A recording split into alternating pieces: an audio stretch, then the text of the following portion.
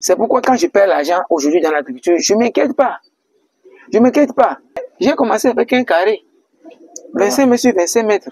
Après, je suis allé sur 3 carrés. Moi, je t'ai dit tout à l'heure que moi, je n'ai pas d'argent. Parce que tout ce que je trouve là, je mettais ça dans ma ferme. C'est comme ça. Donc, après, je suis allé sur 10 carrés et je suis allé sur 1 hectare. Et actuellement, nous sommes chers fidèles abonnés, vous voyez, nous sommes deux devant la caméra.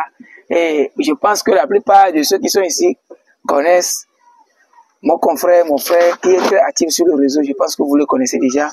Et je vais le laisser présenter. Mais aujourd'hui, nous sommes dans ma ferme. Nous sommes dans la ferme Arc-en-Ciel. Et aujourd'hui, j'ai reçu la visite de mon ami, très proche d'ailleurs. Je vais le laisser se présenter pour la communauté. Ceux qui ne me connaissent pas, je suis monsieur Julien Bamana. Je suis dans le domaine agricole. Alors, comme il a dit, je viens lui rendre visite parce que c'est quelqu'un aussi qui est très actif sur le terrain, parce que il y a 2 catégories. Il y a des bureaucrates, il y a les hommes du terrain. Donc, c'est quelqu'un qui est sur le terrain et je suis venu voir concrètement qu'est-ce qu'il est en train de faire ici dans sa ferme. C'est l'honneur pour moi d'être accueilli comme cela s'est fait. Merci. C'est partagé parce que déjà, il faut qu'on travaille en collaboration. C'est ça qui manque aux jeunes d'aujourd'hui. C'est ça. Chacun veut être seul. Chacun veut être seul. C'est pas du tout bien. Donc, il faut qu'on s'entraide.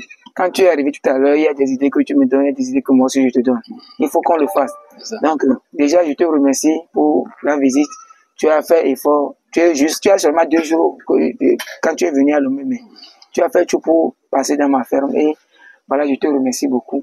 Et je m'en vais premièrement te poser la question à savoir, qu'est-ce qui t'a amené quand même en ville à Lomé? Bon, il faut dire que c'est pas ma première fois de venir à Lomé. Je viens souvent à Lomé. D'ailleurs, j'ai fait l'ESA, École supérieure d'agronomie, c'était à Lomé. Mais ces derniers temps, tu n'es plus... Ça fait je me suis concentré sur la ferme. Donc, je suis venu à Lomé pour plusieurs raisons.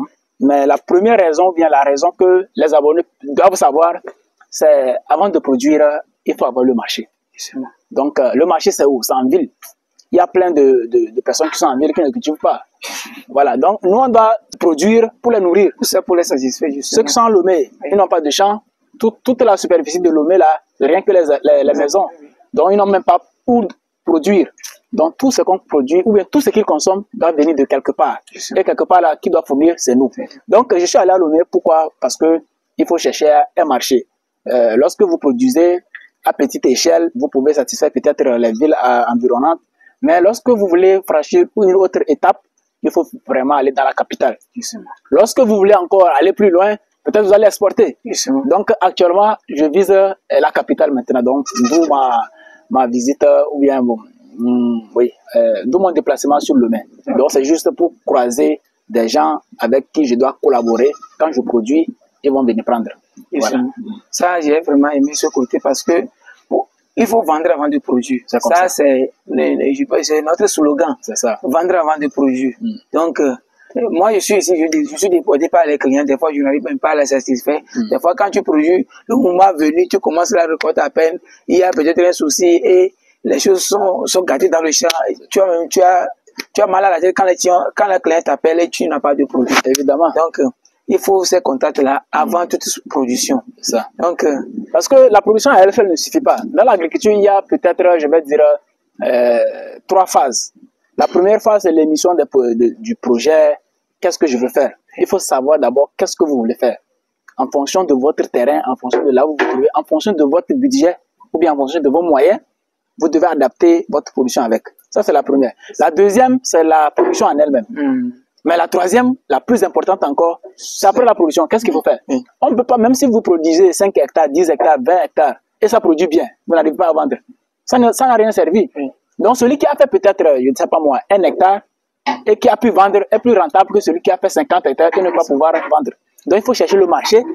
Au moins, il faut avoir au moins une idée du marché avant de produire. Mais moi aussi, j'aime ça. J'aime dire souvent ça à mes fidèles abonnés. C'est pas le fait de se lancer sur 20 hectares qui est le problème. Mais c'est comment optimiser un quart d'hectare. C'est comment optimiser demi-hectare. Comment arriver à vendre si vous avez demi-hectare. Il y a des gens qui se sont lancés dans le vide comme ça et après la production, ils n'ont même pas de clients, ils se sont trouvés dans l'obligation de brader les produits. Et ça arrive à plusieurs personnes. Cette semaine, quelqu'un m'a encore envoyé une vidéo de ces amarantes qui n'a pas trouvé le marché. Il était obligé de les arracher. Tu vois, moi j'ai l'habitude, quand quelqu'un m'appelle dit Julien, j'ai 50 hectares, j'ai 100 hectares, moi ça ne m'impressionne pas. Hein. Mais ce que vous voulez faire sur votre superficie, c'est ça qui est important. C'est ça. Moi je connais des gens qui font des millions avec un seul hectare. Justement. Mais des gens qui ne font rien avec 10 hectares. Donc, moi, le problème, c'est pas la superficie. En réalité, même la petite superficie que vous avez, vous pouvez gagner plus. C'est ça. Lorsque vous voulez industrialiser, c'est en ce moment il vous faut une grande superficie. C'est ça. Voilà. Mais lorsque vous voulez vendre dans votre pays, voilà, vendre brut, ne pas transformer, en ce moment, il ne vous faut pas une grande superficie, mais il vous faut juste une technique de gestion et une technique d'optimisation de votre parcelle. C'est ça. C'est tout. J'aime beaucoup ça. Tu optimiser sa parcelle. C'est tout. Et puisque il y a quelque chose, si vous travaillez sur un hectare et vous n'arrivez pas à utiliser l'hectare, par exemple, supposons, je vais vous donner un exemple. Supposons que vous voulez mettre le piment sur un hectare. Mais vous mettez le piment, en réalité c'est sur un hectare, mais vous êtes parti faire ça sur 2 hectares. Or, la quantité que vous avez mis sur 2 hectares là, ça peut tenir sur un hectare. Tu vois, là, il y a quelqu'un qui vient de t'appeler tout de suite. Il veut faire une superficie. J'ai entendu vos conversations. Il ne sait pas en réalité ce qu'il veut faire. Oui. Mais il veut des ouvriers. Tu vas lui donner combien d'ouvriers, ne sachant pas ce qu'il veut faire et ne sachant pas la superficie qu'il veut faire. En réalité, ce sont les erreurs que beaucoup commettent. Il n'optimise pas. Il peut prendre peut-être 10 employés, alors qu'il fallait 2 employés. Justement. Il peut prendre 2 employés, alors qu'il fallait 10. Oui, c'est pourquoi j'ai insisté sur la question. Voilà. Combien d'hectares? Qu'est-ce que vous voulez faire concrètement? Voilà. Donc, l'optimisation, c'est un facteur vraiment à considérer lorsque vous voulez produire. Lorsqu'il y a, par exemple, la gestion des ressources humaines. Lorsque vous avez deux techniciens ou bien 2 ouvriers dans votre ferme, il faut que le travail soit réellement un travail de 2 personnes. Merci. Lorsque vous avez 5 personnes, que ce soit un travail de 5 personnes. Merci. Mais si vous avez 2 personnes et ce travail de 10 personnes, ça ne va jamais avancer. Mais si vous avez 10 personnes et que ce travail de 2 personnes, vous êtes à perte. Parce que vous allez payer les 10, mais en réalité, c'est 2 personnes qui devraient travailler. Oui, oui. Donc, ce côté-là est très important. Maintenant, il y a certains qui ont des terrains, qui ont de l'argent et qui veulent mettre en valeur les terrains, mais qui n'ont pas de projet. Ouais. Moi je fais des visites, et des fois, je sais pas comment le dire, mais ça me touche beaucoup quand tu vois les gens dépenser alors qu'ils n'ont pas de projet. Ils ne savent pas. Quand ils voient ça, ils font. Quand ils voient l'autre, ils font. Quand ils voient ça, ils font. Ils n'ont pas de projet. Je disais tantôt, entre-temps, je discutais avec les gens, il a dit, c'est pas parce que vous avez vu Julien ou bien Corneille a publié une vidéo sur piment que vous devez faire le piment. Vous devez d'abord voir ce que ça peut arranger chez vous. C'est ça. En ce moment, vous pouvez lancer. Si c'est le piment, why not? Vous pouvez vous lancer. Mais il y a des gens, ils sont là. Quand il attend que ça la marche, il se court vers là. Après, tu l'entends au-dessus, il laisse. Il court par ici. Après, il entend au-dessus, il laisse. En ce moment, il est dans le vent, il ne sait même pas où on a. Donc, c'est comme ça. Il faut avoir d'abord un projet. Il y a aussi des gens qui ont beaucoup d'argent. Il ne faut pas nier, ils ont d'argent. Mais ils le jettent par la fenêtre. C'est ça. Souvent dire, il a une ferme. Moi, je connais un monsieur aussi qui m'avait contacté, il me dit de visiter sa ferme. J'ai visité. Il me dit que lui n'a pas de projet. Que moi-même, j'entends voir. Au moins, lui, il a été clair. Ce qu'on peut faire là-bas. Au moins, lui, il a été clair. Voilà. Donc, quelqu'un comme ça, au moins, on sent que, bon, tu peux lui proposer quelque chose. C'est ça. Mais quelqu'un qui est là, tu lui dis que c'est ça là qui peut marcher, il dit non. Il dit non, que c'est ce qu'il veut faire. Oui. Et quand il commence, il dit non, que non, il va tourner vers ça là. C'est ça. Et après, il t'appelle que moi, j'ai vu la vidéo de quelqu'un qui est comme ça. C'est ça, c'est ça qu'il veut faire. Mais le problème majeur, c'est ceux de la diaspora, c'est ça. Quand ils voient sur les réseaux sociaux, ils veulent le faire en même temps. Voilà. Mais ils ne savent pas que les réalités du milieu ne sont pas en adéquation avec ce qu'ils veulent faire. C'est pourquoi, quand quelqu'un me parle de ce projet, j'insiste sur la visite. Quand moi, par exemple, l'autre fois, il y a un monsieur qui me parlait d'un projet de pondeuse. Quand j'ai insisté sur la visite, il est à Tapamé. Quand je suis allé, l'endroit se trouve à 30 quelques kilomètres du goudron. Donc, et je lui dis, moi, le premier point sur lequel j'étais sérieux, c'est la pomanderie. Tu veux faire la pondeuse, il veut faire 3000 pondeuses, il veut lancer en même temps une bande de 3000 pondeuses. Ok, 3000 pondeuses, c'est pas mal. Mais pour cette distance-là, est-ce que lui-même, il a une voiture pour faire des allers-retours, convoyer les aliments, tout ça? Est-ce que non, il dit qu'il va louer, il dit non. Si vous allez louer là, n'essayez même pas. Pour le moment, pour un début, je ne vous conseille pas. Parce que il va faire mi-chemin. Arrivé à un moment donné, actuellement il a l'argent, c'est pourquoi il pense que ça va aller. C'est ça. Arrivé à un moment donné, il y a des gens qui démarrent. À 3 mois, l'argent finit. C'est ça. Quand tu commences, ça te fait comme s'il y a l'argent. Peut-être tu as fait un prêt ou bien tu as épargné. Quand tu prends ton argent, tu penses que ça va aller. Mais au fur et à mesure, il y a des imprévus. L'agriculture regorge trop d'imprévus que, arrivé à un moment donné, tu es à un niveau où normalement tu ne dois pas abandonner parce que bientôt ça va arriver. Je te donne un exemple. Nous on a fait on a fait une petite superficie là. On avait une motopompe. Donc, arrivé au moment où c'était les choux. Arrivé au moment où les choux voulaient paumer, bon, ça a déjà commencé à paumer, notre motopompe se gâte. On n'avait même pas prévu ça. Donc, ce qui fait que, d'abord, quand ça se gâte comme ça, si on n'arrange pas l'investissement qu'on a déjà fait, arriver jusqu'au stade là, c'est fini. Mais si on arrange, on serait en perte parce que, pas arranger, hein, on devait changer un nouveau d'ailleurs. Okay. Donc, si on paye un nouveau, ça veut dire que notre budget ou bien notre compte d'exploitation qu'on avait eu à faire, notre bénéfice, notre chiffre d'affaires là, tout est en erreur. Donc l'agriculture c'est comme ça. Donc vous pouvez lancer quelque chose qui ne va rien vous apporter. Mais il faut avoir ça en tête avant de commencer. C'est pourquoi d'ailleurs, bon, il faut essayer d'abord, il faut faire un projet pilote. Quand vous voulez commencer, tester. Le monsieur dont vous parlez, je pense qu'il pouvait aller sur peut-être 1000, voir et agrandir. En ce moment, je sais que quand même sur l'élevage, quand vous êtes sur un petit nombre, ça ne gagne pas beaucoup. Mais ça vous donne pas la rentabilité, mais la formation. Quand vous faites une petite, voilà, quelques têtes de poulet, c'est pas un chiffre d'affaires, ça vous fait. Mais c'est une formation, ça vous fait. Voilà, donc je pense que cette nuance-là aussi. J'ai plein de gens que je forme maintenant, comme ça. Quand ils veulent, par exemple, moi, souvent mes formations, je le fais comme ça. Par exemple, je forme en myciculture, en maraîchage, en élevage. Vous voyez? Et je forme aussi en irrigation. Bon, pour l'irrigation, je mets ça de côté. Mais pour les autres domaines, quand tu veux suivre une formation chez moi, je te dis, prends les poussins, prends 100% par exemple. Voici les dépenses que vous allez faire. Donc, ayez cet argent-là de côté.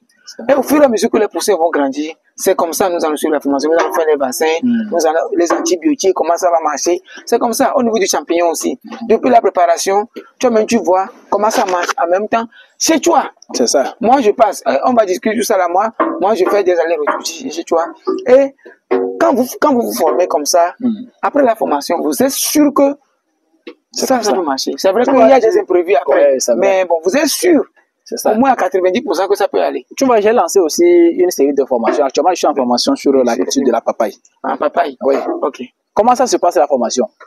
Tu prends les graines chez toi. Oui. Moi aussi, je prends mes graines chez moi. C'est ça. Je te montre d'abord comment choisir un site. Toi aussi, tu choisis ton site. Je te montre comment choisir la variété. Sur quels critères il faut choisir une variété adaptée. Tu choisis ta variété.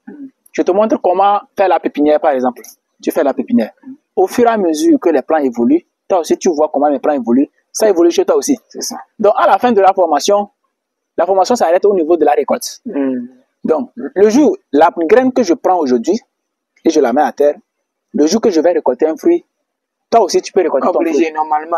Donc même si tu n'as pas récolté comme ce que j'ai récolté, tu as suivi le processus et tu vas apprendre de tes erreurs et l'année suivante maintenant tu te lances proprement.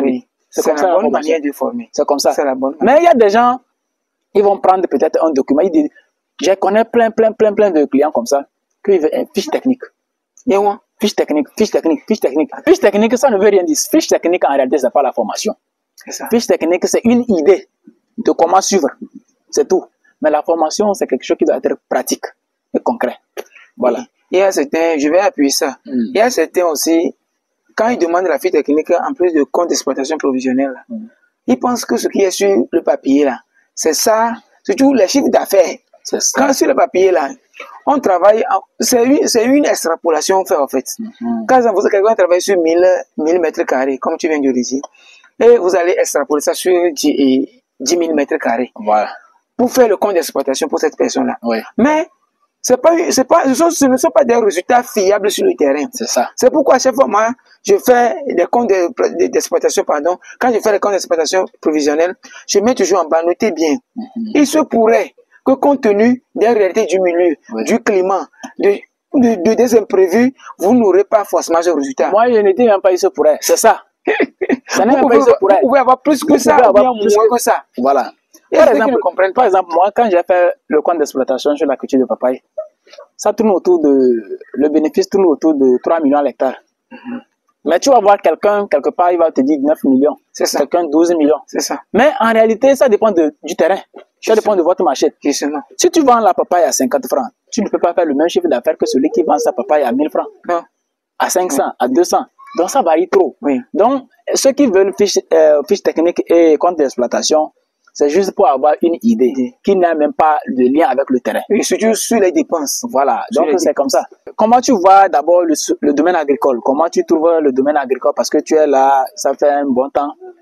Comment c'est pénible? Parce que moi, je dis direct à mes abonnés, l'agriculture est pénible, surtout en Afrique pour le moment, où à l'heure où nous ne sommes pas encore à l'étape de modernisation, l'agriculture est pénible. Surtout, c'est pourquoi la jeunesse n'aime pas s'aventurer dans ce domaine. Toi, comment tu vois le domaine? Est-ce que... Bon, moi, ce que je peux dire premièrement dans ce domaine, c'est un domaine prometteur, comme tout le monde le dit, mais que tout le monde ne comprend pas, pardon.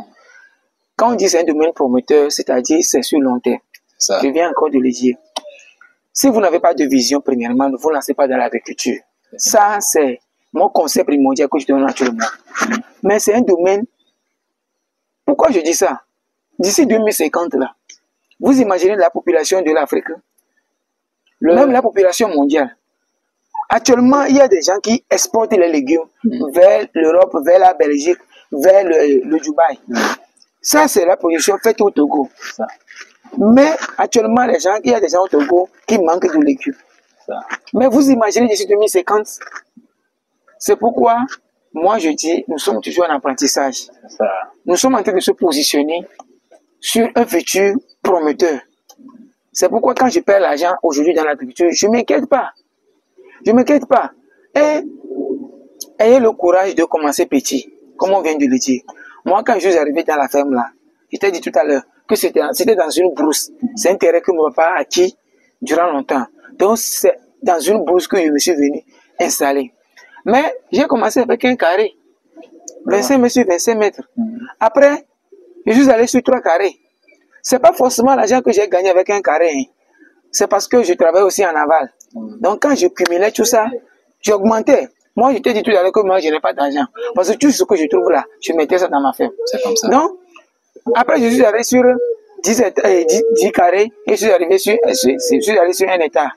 Et actuellement, nous sommes en train de faire nos efforts pour irriguer jusqu'à 2 hectares. Vous voyez? Donc, si vous avez 2 hectares et vous avez 4, bon, c'est ça mon objectif, c'est d'avoir 2 hectares irrigués et de les séparer 4 un quart d'hectare. Comme ça, si vous avez une spéculation sur un quart d'hectare, au total, vous avez autour de 8 spéculations. Avec 8 spéculations, si l'une ne marche pas, l'autre va marcher. C'est comme ça. C'est ça mon projet. Mais il faut de l'argent pour faire ça. En agriculture, c'est l'argent. Vous allez voir que durant 5 ans ou bien durant 10 ans, vous allez vous dentiner seulement. Vous faites ceci, ça ne marche pas. Vous faites cela, ça ne marche pas. C'est parce que vous n'avez pas une somme quantifiable avec laquelle vous allez pousser l'activité. Ce qui fait qu'on tourne en rond. Mais on apprend. C'est ça. C'est l'expérience qui fait la. C'est l'objectif principal. C'est ça. La première, deuxième, troisième année, c'est l'année d'apprentissage.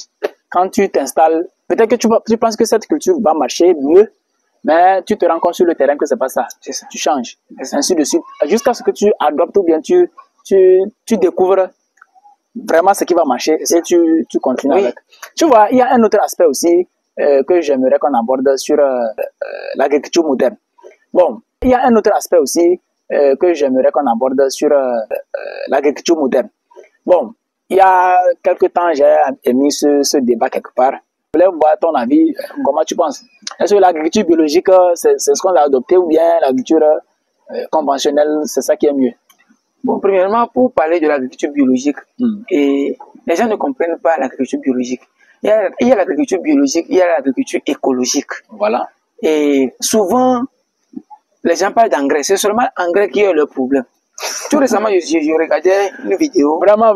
Engrais, herbicides et insecticides. C'est ça le problème. Voilà.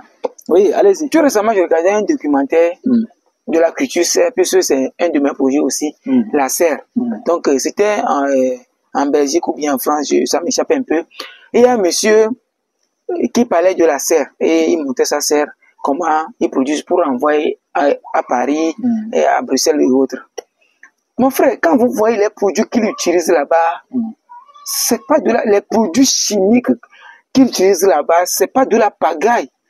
C'est énorme. Moi, je peux dire même en Afrique jusqu'alors, on ne mange pas encore chimique. Parce qu'ils n'ont pas d'espace. Donc, les serres, ils vont condenser beaucoup de cultures dans une serre.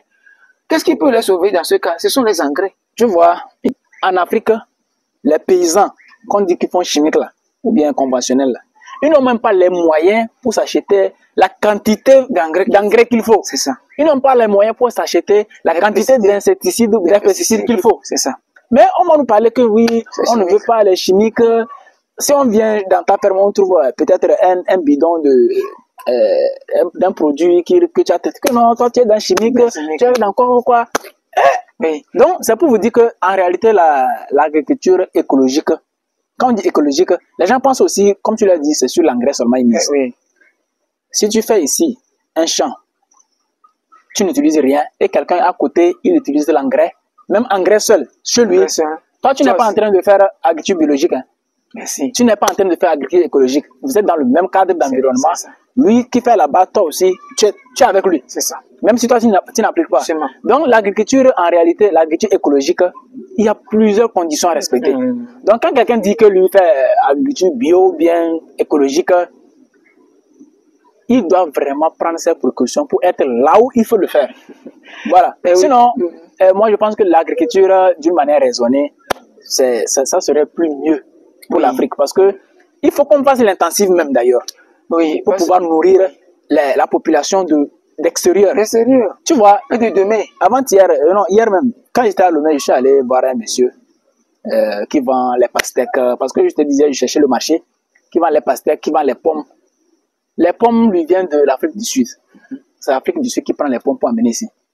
Mais tu penses que pour amener les pommes d'ici là, c'est l'agriculture biologique qu'ils ont fait pour nous envoyer ça?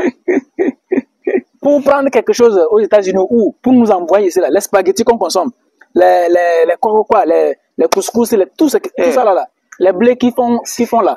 Tu penses que c'est biologique qu'ils font? Mais vous mangez ça sans vous rendre compte, ou bien sans vous plaindre? Non, il n'y a pas de souci là-bas. Quand il s'agit d'Afrique, un monsieur peut aller payer 50 cartons de spaghettis avec des tomates concentrées bien.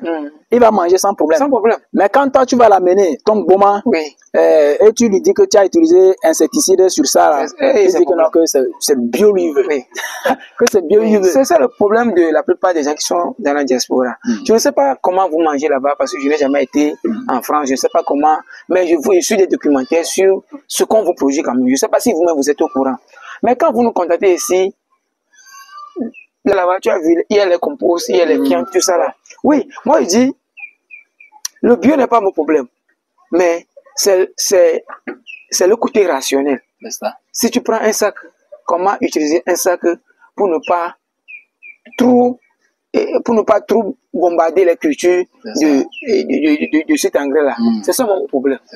Sinon, l'agriculture conventionnelle, si vous le voulez ou pas, c'est ça que tout le monde fera. C'est ça. C'est fini. Si vous le voulez ou pas. Même ceux qui disent qu'ils font le bio, en réalité, c'est pas le bio, ça. C'est pas le bio. C'est pas le bio. On ne fait pas de bio ici dans nos milieux. Non, il n'y a pas. C'est ça, mon frère disait tout à l'heure. Quand tu fais bio ici, là, le sol sur lequel tu fais bio, premièrement, là, est-ce que ce sol là est bio 100%? Celui qui est à côté de toi, est-ce qu'il lui fait bio, là, il respecte les conditions? Celui qui, vous savez que même à 100 mètres, si quelqu'un utilise un insecticide, là, ça vient chez toi. Ça vient chez toi. Si quelqu'un utilise un engrais, là, ça vient chez toi. Parce que les plantes que vous voyez là, ils sont en symbiose. Quand il y a communication entre eux. Tu vois, il y a comment on appelle-t-on là? Des phrases bidons que moi je vais considérer comme ça. Les gens disent que nos parents faisaient le bio. Et ils vivaient pendant longtemps. Il n'y a pas quoi, ceci, c'est ça. Mais vous savez, il y a quelque chose que les gens ne comprennent pas. D'abord, prenons les cas d'insecticides. Vous allez à Lomé aujourd'hui là. Vous allez dans les villes, dans les grandes villes là. Toute la ville est construite. Il n'y a même pas une verdure. tout ça là, c'est les bâtiments, les maisons, les routes, tout. Alors qu'avant, c'était pas urbanisé comme ça. Justement. C'était la forêt, par ici, par là. Donc, il y avait les maisons, mais c'était pas inondé comme ça. Donc, ce qui fait que les insectes qui couvraient cette parcelle, qui est aujourd'hui construite, doivent se nourrir. Donc, ils doivent quitter là-bas pour venir dans les fermes. Et pérenniser. Les insectes de Lomé, là, c'est ça qu'il y a ici maintenant. Donc, les insectes, quand on construit les villes, tout ça là, les microbes, non, comment disais-je là, les insectes, les papillons, les quoi, qui se nourrissaient de cette verdure-là, doivent quitter, parce que vous êtes en train de construire, ils doivent quitter pour aller se déverser dans les villages. Et ce qui fait que les villages, maintenant, de jour en jour, s'inondent des insectes. Et pour recourir pour résoudre ce problème, il faut utiliser un insecticide. Oui. Or, avant, on n'a pas besoin d'insecticides parce que la petite quantité d'insectes qui étaient là était repartie dans toute la superficie. Voilà, et c'était gérable. Même si les insectes viennent dans ton champ, ce qui va consommer, c'est minimisable. Mais aujourd'hui, toute la masse vient dans ton champ. Tu vas faire comment? Donc, moi, je pense qu'en réalité, le bio, c'est bon. Mais le conventionnel est très, très important si on veut nourrir le monde. Oui. Mais je veux aussi attirer votre attention sur quelque chose. Moi, quand je finis de leur poser cette question-là, je leur demande, maintenant, vous avez un marché pour la culture bio dont vous parlez. Supposons qu'on va ignorer tous ces aspects qu'on vient de citer. On va maintenant produire bio, sans engrais chimiques, sans produits chimiques. Il y a des produits bio, il y a des insecticides bio, il y a des engrais bio. Oui.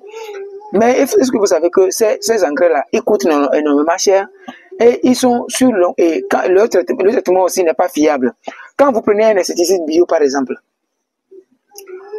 c'est pas aussi, comment je dirais, c'est pas aussi efficace quand vous faites vos traitements. Vous voyez? Donc, vous devez faire des traitements répétitifs avant de gagner sur les insectes là, par exemple. Voilà. Et quand nous allons comptabiliser tout ça là, ce que vous allez dépenser, est-ce que vous allez trouver quelqu'un pour vous payer à hauteur de ces dépenses-là? Bon, c'est pourquoi je leur demande souvent, est-ce qu'ils ont des marchés? Par exemple, la tomate que vous appelez tomate bio là, le kilo se vend à 2500 francs CFA. Mais, tomate conventionnelle là, le kilo se vend autour de 500 francs, 300 francs CFA. Donc vous pensez que un paysan et un individu lambda va laisser 500 pour aller vers 2500 avec son pouvoir d'achat? Non, le paradoxal c'est quoi? Il va laisser quelqu'un même qui dit qu'il fait le bio, il veut le bio. Il prend tomate concentrée. Hein. C'est ça. Il prend en boîte, lui-même il prend en boîte, il consomme. Mais il dit que lui fait bio. Il veut faire bio parce que, bon, en réalité, nous, on n'a pas de problème avec le bio. Non, on n'a pas de problème. Mais c'est parce que quand vous n'êtes pas dans le domaine agricole, vous ne pouvez pas comprendre vraiment ce qui se passe. Justement. Le bio, c'est bon. Si vous pouvez faire le bio, il faut le faire. Moi, je conseille même des gens, il y a des gens que j'encourage de faire le bio. Mais sachez que si vous voulez nourrir le monde, si c'est objectif, c'est nourrir, le bio n'est pas à sa place. Mais si c'est autre objectif, là, vous pouvez intervenir le bio. Je pense que d'ailleurs, même, on va en parler, peut-être on va même faire peut-être un live où on va mieux expliquer les gens. Les gens même peuvent poser leurs questions, on va échanger parce que on est là, on ne connaît pas, hein. On est tous ignorants, mais pas de la même manière. Donc, on apprend, voilà. Peut-être qu'il y a des gens qui ont des méthodes pour nous enseigner aussi comment, voilà. Comment intensifier la culture bio. Voilà. Quand on parle de bio, personne n'a jamais dit. Bon, moi, je n'ai jamais écouté quelqu'un qui a dit qu'il a un état de ça, la bio. En tout temps, il y avait un marché d'ananas comme ça, que c'est ananas bio, tout ça. Mais quand moi, j'ai fouillé, j'ai vu qu'il y a des choses qu'eux-mêmes ils font, qu'ils ne savent pas que c'est bio. Vous voyez? Donc, c'est pourquoi il faut le bio même là. Les gens ne connaissent pas. Mais c'est ça. Les gens pensent que juste engrais chimique, insecticide, c'est ça qui est. Voilà.